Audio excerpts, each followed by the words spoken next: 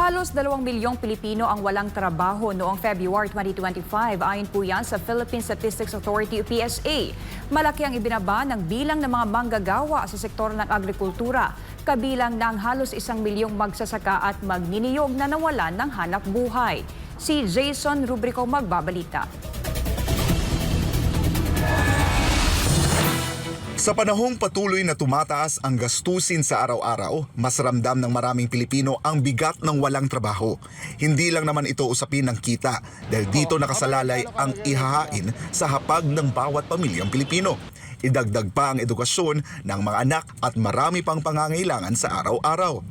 Kaya naman, isa sa mga pinakamabigat na alalahanin ng mga pamilyang Pilipino ay ang hirap sa paghanap ng disenteng trabaho at sapat na kita. Batay sa resulta ng Pahayag 2025 First Quarter Survey kung saan lumabas ding pangunahing problema pa rin ang patuloy na pagtaas ng presyo ng bilihin at ang pangamba ng marami na baka hindi nila kayanin ang gasto sa serbisyong medikal. Ayon pa sa survey, kabilang sa top 10 na dapat tutukan ni Pangulong Ferdinand Marcos Jr. ay ang pagbibigay ng sapat na trabaho at oportunidad sa mga manggagawa.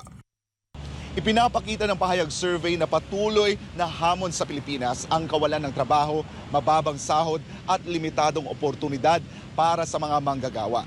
Bagamat tumaas ang employment rate noong February 2025 batay sa datos ng Philippine Statistics Authority, nananatiling may halos 1.94 milyon na mga Pilipino ang walang hanap buhay.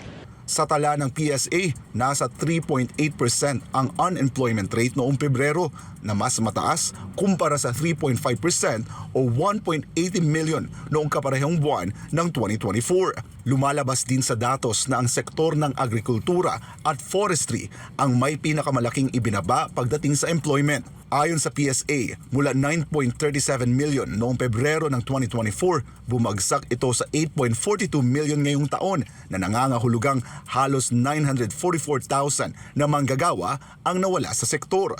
We are having concern sa ating agricultural sector. So tama ka, medyo substantial yung ating bawas dito, about 949,000 at ang malaki nga na number ay doon sa growing of paddy rice. Bukod sa mga magsasaka, bumaba rin ang bilang ng mga magniniyog at iba pang manggagawang konektado sa sektor.